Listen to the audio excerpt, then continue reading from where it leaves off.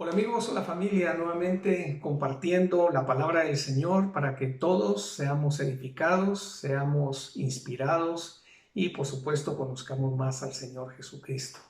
Hemos estado domingo a domingo estudiando una serie de temas que nos hablan de la vida de Jesús y esa es la idea, que podamos nosotros conocer su pensamiento, su sentimiento, que a través de lo que está escrito podamos notar las huellas que Él dejó para que nosotros podamos poner nuestros pies donde Él dejó esas huellas y así poder imitarle. Ese es nuestro gran anhelo, nuestro gran deseo, serle grato al Señor. Y hoy voy a tratar un tema que es fundamental para nosotros como cristianos. Lleva por título Yo soy la resurrección y la vida. Y primeramente quisiera que fuéramos al Evangelio de Juan, donde aparecen 7 afirmaciones del Señor, donde Él dice, yo soy, y nos da la revelación de quién es Él. Me voy a detener en la última. Las 6 primeras las vamos a ver de manera bastante superficial, porque de cada una de ellas saldría una hermosa enseñanza. Pero hoy voy a estar abordando nada más la séptima de ellas. Dice el Señor en cuanto a sus afirmaciones de sí mismo que Él es el pan de vida. Yo soy el pan de vida. Yo soy la luz del mundo. Yo soy la puerta del redil. Yo soy el buen pastor. Yo soy el camino, la verdad y la vida. Yo soy la vid verdadera y yo soy la resurrección y la vida. Vamos a comenzar con lo que dice Juan 6:35. Jesús les dijo, yo soy el pan de vida. El que a mí viene nunca tendrá hambre y el que en mí cree no tendrá sed jamás. Para los judíos, el pan era el sustento de la vida para cada día. En muchas culturas, no solamente la judía, sabemos que cuando se habla de tener un pan sobre la mesa y que no nos ha faltado el pan, estamos hablando de que hemos tenido lo necesario para que nosotros podamos físicamente mantenernos bien. Hemos tenido el alimento, pero el Señor nos muestra que también Él es el alimento para el hombre interior, para nuestro ser interior. Y así como cada día tenemos que alimentar nuestro cuerpo, cada día necesitamos alimentarnos de Él. Él es ese pan, Él es esa agua fresca que todos necesitamos. También nos dice la Escritura en Juan 8:12 lo siguiente. Otra vez Jesús les habló diciendo, yo soy la luz del mundo. El que me sigue no andará en tinieblas, sino que tendrá la luz de la vida. Todos nos hemos visto en situaciones en las cuales hemos querido ir de un lugar a otro sin tener luz.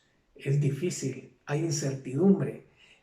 Sabemos que corremos peligro de golpearnos contra algo, pero cuando la luz está, las tinieblas se disipan, hay claridad, hay seguridad, hay certeza, y esa luz nos lleva realmente a liberarnos de ese estado de oscuridad, de ese lugar donde estamos y experimentamos lo que es la libertad.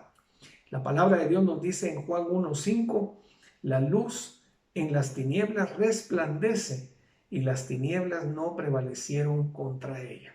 Qué bueno es que Él sea la luz en nuestro interior. Él es la revelación. La revelación es la verdad y la verdad nos hace libres. La palabra, la verdad es como lámpara a nuestros pies, que va iluminando por el camino donde nosotros debemos de ir. Y esto es muy hermoso. Dice también en Juan 10:7-9, volvió pues Jesús a decirles, de cierto os digo, yo soy la puerta de las ovejas. Él se identifica como la única entrada para poder estar salvaguardados en ese redil. Nosotros como ovejas necesitamos estar en un lugar seguro y sabemos que si Él es la puerta, Él es el acceso al reino.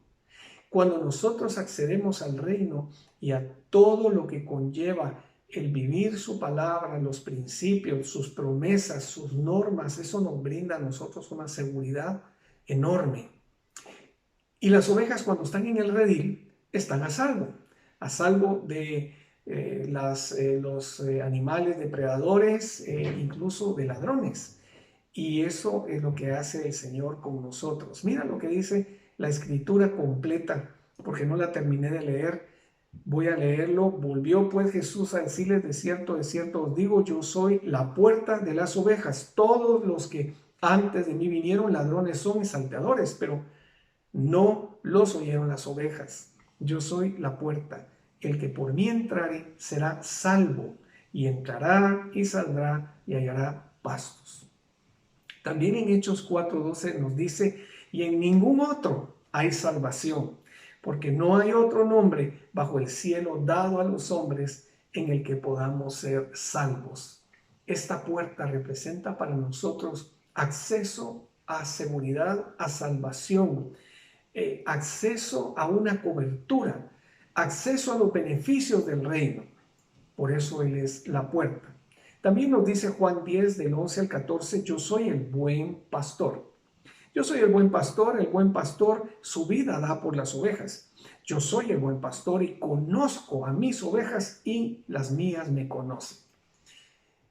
El Señor Jesús se revela, se muestra a nosotros como un pastor, pero del bueno. Un pastor que conoce a sus ovejas y las llama por nombre. Y al llamarlas por nombre, las ovejas le reconocen, porque saben que es un pastor que les lleva por un sendero seguro y que les conduce hacia pastos verdes y tiernos. Les conduce hasta aguas frescas. Les conduce hasta un lugar donde pueden reposar y sus almas pueden reposar. Qué hermoso es saber de que Él es nuestro buen pastor y que nosotros somos sus ovejas. Mira lo que dice también en Juan 14:6. Yo soy el camino, la verdad y la vida. Jesús dijo: yo soy el camino, la verdad y la vida. Nadie viene al Padre sino por mí. Algunas personas han mencionado y se dice en muchos lugares del mundo, muchos caminos conducen a Dios. Déjame decirte que solo hay un camino, es Jesucristo. Él es el camino, Él es también la verdad y Él es también la vida eterna. Si Él nos muestra que Él es el camino, nosotros debemos ir por ese camino. Él nos dice que este camino es un camino angosto, no es como el camino ancho, donde la gran mayoría pues va por ahí caminando, porque es un camino que lleva a la perdición. Este camino angosto no es sencillo vivirlo, porque es contrario a la naturaleza del ser humano, a los deseos y apetitos de la carne. Pero este camino es un camino seguro, es un camino donde el respaldo de Dios está, para que los que permanecemos en este camino lleguemos hasta el final, y el final de este camino es vida y vida eterna. Jesucristo es el camino. Dice también la Escritura en Juan 15 del 1 al 5, yo soy la vid verdadera. Yo soy la vid verdadera y mi Padre es el labrador. Yo soy la vid, vosotros los pámpanos o las ramas. El que permanece como rama en mí y yo en él, conectado, porque soy la vid, este lleva mucho fruto, porque separados de mí nada podéis hacer. Nosotros no queremos estar separados de Jesús.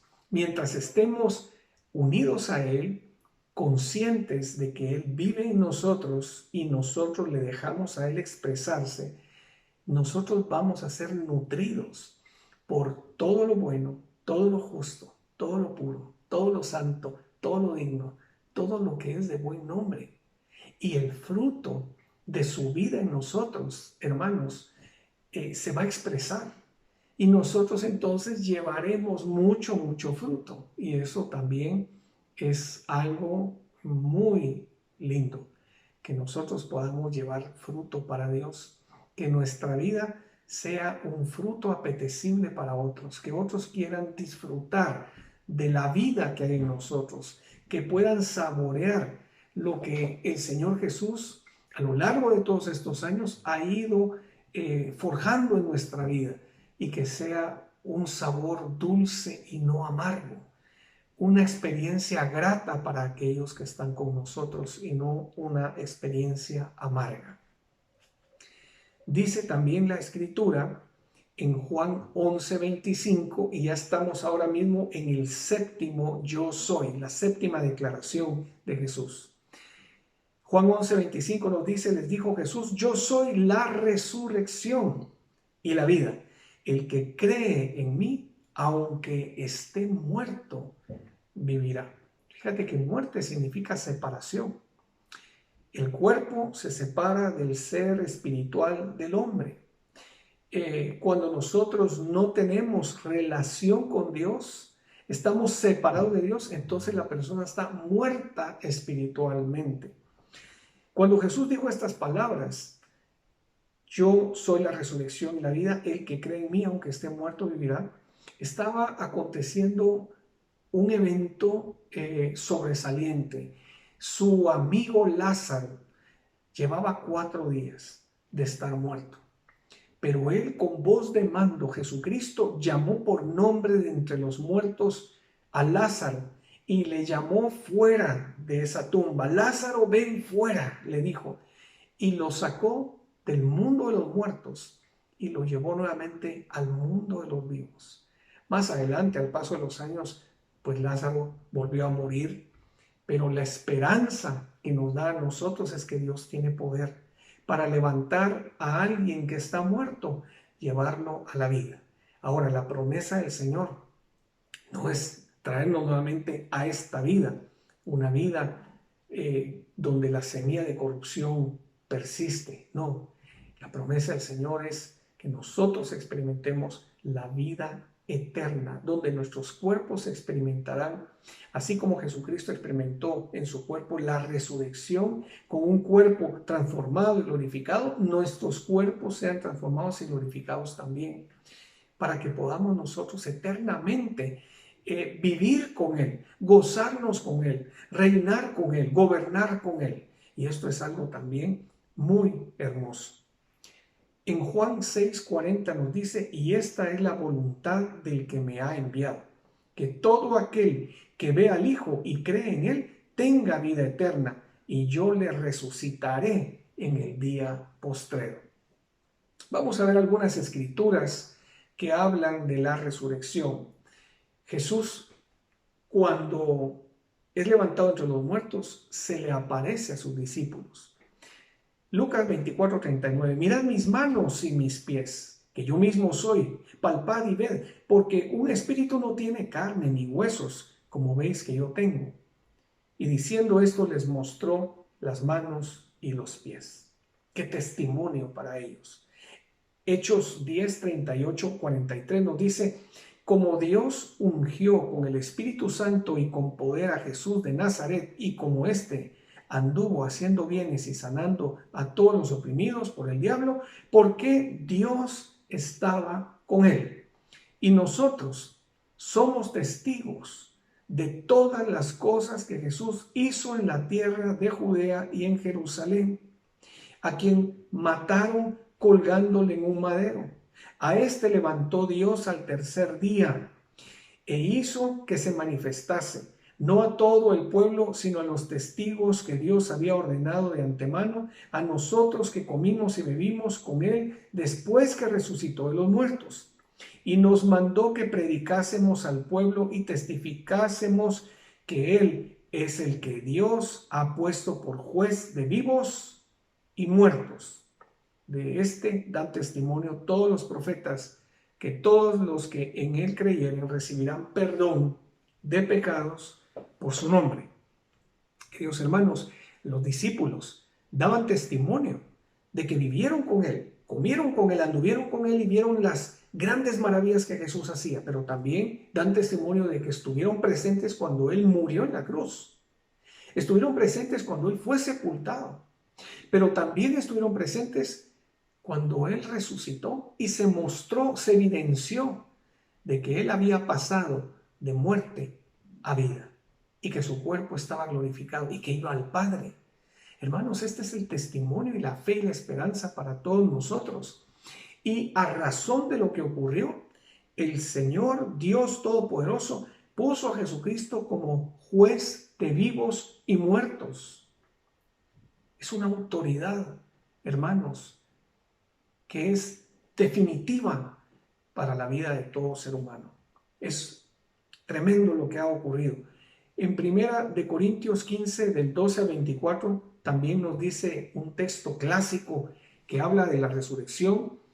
Pero si se predica de Cristo que resucitó de los muertos, ¿cómo dicen algunos entre vosotros que no hay resurrección de muertos? Y aquí comienza el apóstol a hablar en sarcasmo. Porque si no hay resurrección de muertos, pues tampoco Cristo resucitó. Y si Cristo no resucitó, vana entonces nuestra predicación. Vana es también nuestra fe. O sea, nuestra fe no valdría nada. Porque si los muertos no resucitan, pues tampoco Cristo resucitó. Y si Cristo no resucitó, vuestra fe es vana. Aún estáis en vuestros pecados. Entonces también los que durmieron en Cristo perecieron. Y si en la vida solamente esperamos en Cristo, somos los más dignos de conmiseración de todos los hombres. Porque ante este argumento, si esperamos en Cristo y Él no resucitó, pues somos la escoria. Somos los más tontos de los tontos. ¿Por qué? Porque si estamos creyendo y confiando en Él y Él no resucitó, pues vana es entonces nuestra fe. Entonces también los que durmieron en Cristo perecieron. Y si en esta vida solamente esperamos en Cristo, somos los más dignos de conmiseración de todos los hombres. Mas ahora Cristo ha resucitado de los muertos. Primicias, que son los primeros de los que durmieron en hecho. De los que durmieron es hecho. Porque por cuanto la muerte entró por un hombre, sabemos que fue Adán, también por un hombre, Jesucristo, la resurrección de los muertos. Porque así como en Adán todos mueren, también en Cristo todos serán vivificados. Pero cada uno en su debido orden. Cristo, las primicias, luego los que son de Cristo en su venida. Luego el fin, cuando entregue el reino al Dios y Padre, cuando haya suprimido todo dominio, toda autoridad y toda potencia. Para seguir elaborando este tema que es fundamental, quiero plantear una pregunta para luego responderla. ¿Por qué era necesario la resurrección de Cristo si se supone que su muerte en la cruz era suficiente para la redención del ser humano? Fíjate, es una interesante pregunta. ¿Por qué era necesaria la resurrección de Cristo si se supone que su muerte en la cruz era suficiente para la redención del ser humano? Pues aquí vienen las respuestas.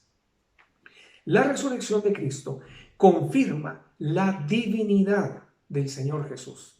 Si Cristo no hubiese resucitado, significaría que solamente Él era un buen hombre, un cualquier hombre, un profeta, un buen maestro, un modelo ejemplar, pero un simple hombre, si Él no hubiera resucitado.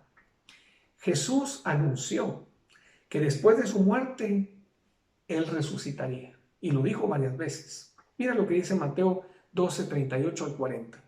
Entonces respondieron algunos de los escribas y de los fariseos diciendo: Maestro, deseamos ver de ti señal. Él respondió y les dijo: la generación mala y adúltera demanda señal, pero la señal no le será dada, sino la señal del profeta Jonás. Porque como estuvo Jonás en el vientre del gran pez 3 días y 3 noches, así estará el Hijo del Hombre, refiriéndose a Él, en el corazón de la tierra 3 días y 3 noches. Según el Evangelio de Juan, cuando Cristo expulsó a los mercaderes que estaban en el templo, pues los religiosos, los judíos, le preguntaron: ¿qué señal nos muestras ya que haces esto?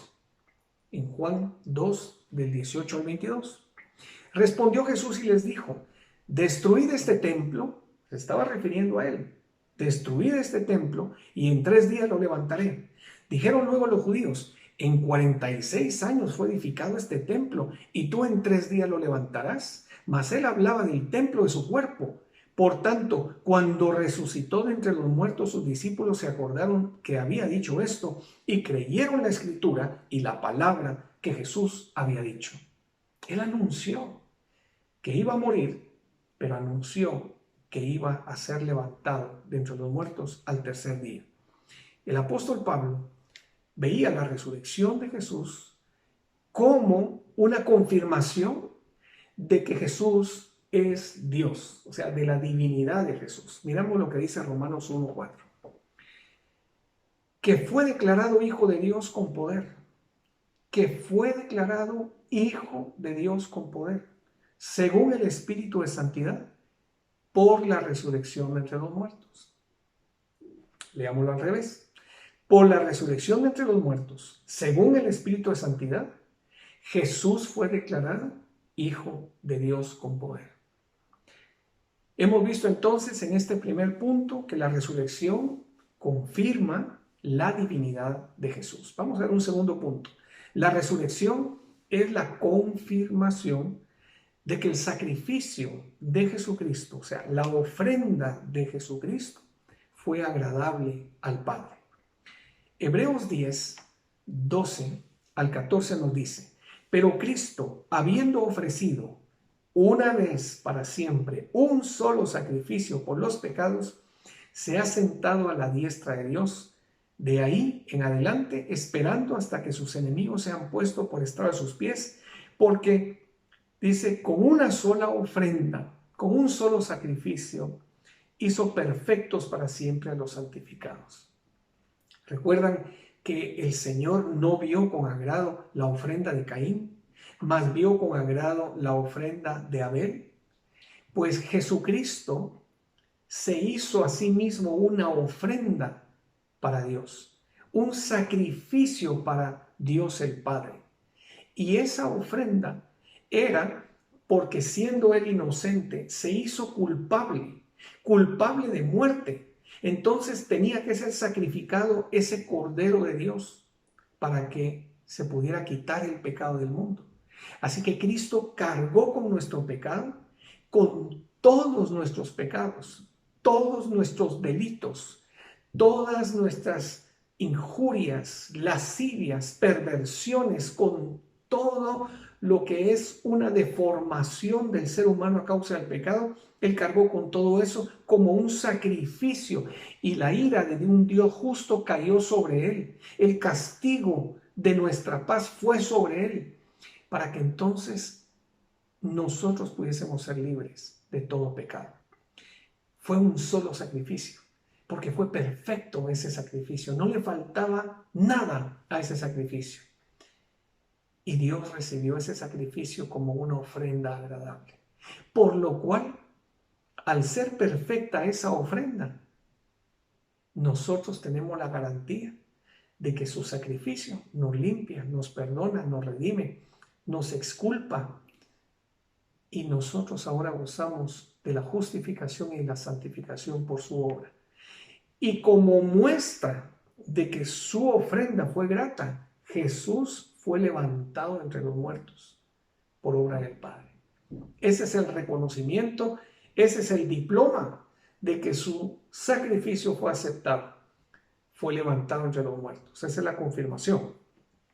Y esto es una gran bendición. Romanos 5:19 nos dice: porque así como por la desobediencia de un hombre los muchos fueron constituidos pecadores, así también por la obediencia de uno los muchos serán constituidos justos. Porque Jesús sabía de que el Padre deseaba que fuera Él quien tomara el pecado de todos, que fuese a esa cruz, que muriera por todos, que estuviera sepultado.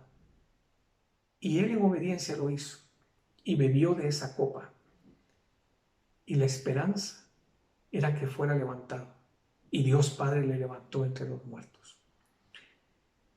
Hemos visto entonces en este segundo punto que la resurrección es la confirmación de que el sacrificio de Cristo fue agradable. Vamos a irnos a un tercer punto. La resurrección nos da la seguridad de que Cristo intercede por nosotros todo el tiempo. Romanos 8:34 nos dice: ¿quién es el que condenará? Cristo es el que murió. más aún el que también resucitó, el que además de haber resucitado está a la diestra de Dios, el que también intercede por nosotros. Qué hermoso. No solamente vivió dándonos ejemplo, inspirándonos, sino que también murió por nosotros. También fue sepultado como resultado de el castigo que vino sobre él y fue al lugar de los muertos a predicar, a dar testimonio de la vida. Y fue levantado, fue resucitado, pero no se quedó todo allí, sino que fue ascendido a los cielos y ahora está a la diestra e intercede por nosotros todo el tiempo. Abogado tenemos para con el Padre a Cristo Jesús. No hay condenación, no hay acusación en contra nuestra. Ya no existen esos papeles legales que nos acusaban. Todos esos fueron clavados en la cruz del Calvario. Eso es para nosotros certeza de nuestra vida eterna y de nuestra posición en Dios. Hebreos 7 del 25 al 28 nos dice, por lo cual puede también salvar perpetuamente a los que por él se acercan a Dios, viviendo siempre para interceder por ellos. Porque tal sumo sacerdote, refiriéndose a Cristo, nos convenía, santo, inocente, sin mancha, apartado de los pecadores y hecho más sublime que los cielos, que no tiene necesidad cada día, como aquellos sumos sacerdotes, de ofrecer primero sacrificios por sus propios pecados y luego por los del pueblo, porque esto lo hizo una sola vez para siempre, ofreciéndose a sí mismo, porque la ley constituye sumo sacerdotes a débiles hombres, la ley, a débiles hombres, pero la palabra del juramento, la promesa posterior a la ley, al Hijo hecho perfecto para siempre. Y en 1 Juan 2:1 nos dice, hijitos míos, estas cosas os escribo, para que no pequéis. Y si alguno hubiere pecado, abogado tenemos para con el Padre, a Jesucristo el justo. Hermanos, la misma carta de 1 Juan nos dice que nosotros aceptemos que pecamos, que el que niega haber pecado miente. Todos pecamos. Pecado significa como lanzar un dardo y no dar en el centro de la diana. Eso significa pecado. No dar en el blanco, no dar en el centro, no dar en la diana. No estar atinado a la perfecta voluntad del Señor. Nosotros pecamos de pensamiento, de palabra, de obra y cuando dejamos de hacer las obras. Nosotros pecamos incluso cuando actuamos y hacemos las cosas con falta de fe. Nosotros nos hacemos historias y películas en nuestra mente, interpretamos cosas que ni siquiera están ocurriendo, pensamos mal de la gente, juzgamos situaciones incorrectamente, pretendiendo ser justos, somos injustos. Nosotros llegamos a caer en intolerancias, nosotros llegamos a ser personas envidiosas, llegamos a ser personas, hermanos, que codiciamos lo que no es nuestro. Ambicionamos cuando no somos agradecidos con lo que Dios nos ha dado. O sea, hay muchas maneras en las cuales nosotros pecamos. Pero abogado tenemos para con el Padre a Jesucristo el justo, el que intercede por nosotros todo el tiempo. Hemos visto entonces en este tercer punto que la resurrección nos da la seguridad de que Cristo, al haber resucitado, intercede por nosotros todo el tiempo. Y vamos a pasar a este último y cuarto punto que nos dice que la resurrección de Cristo es una garantía para el cristiano de la posibilidad de vivir en victoria. La resurrección de Cristo me garantiza a mí que tengo la facultad, el poder, la unción, la gracia para vivir mi vida cristiana en victoria. Romanos 8, del 11 al 13 nos dice, y si el espíritu de aquel que levantó de los muertos a Jesús mora en vosotros, el que levantó de los muertos a Cristo Jesús, vivificará también vuestros cuerpos mortales por su espíritu que mora en vosotros. Así que hermanos deudores somos, no a la carne, para que vivamos conforme a la carne, porque si vivís conforme a la carne, moriréis. Mas si vivís por el Espíritu, hacéis morir las obras de la carne y viviréis. El Espíritu de Dios, que levantó a Cristo entre los muertos, mora en nosotros. Si ese Espíritu vivifica, da potencia, da autoridad, da fuerza, tiene unción de vida, Hermanos, nosotros sabemos que nuestros cuerpos que tienen la semilla de la muerte y del pecado, un día serán transformados como el cuerpo de Cristo fue transformado y glorificado. Pero también nosotros tenemos, hermanos, con ese espíritu en nuestra vida, el poder de la resurrección, vivir en victoria, venciendo sobre la muerte, venciendo sobre el pecado, no dando lugar a la carne, los deseos de los ojos, los deseos de la carne, la vanagloria y la vida. Estos son del mundo, pero el mundo perece. Pero el que hace la voluntad de Dios permanece para siempre, y esa es la eternidad. Tenemos la victoria cuando el espíritu de vida que levantó a Cristo entre los muertos habita en nosotros. Tenemos ese poder para estar prestos a hacer lo que es bueno, lo que es correcto, lo que es justo, a no dejarnos vencer por el engaño y la mentira, ni por los deseos de los ojos, los deseos de la carne y por la vanagloria de la vida.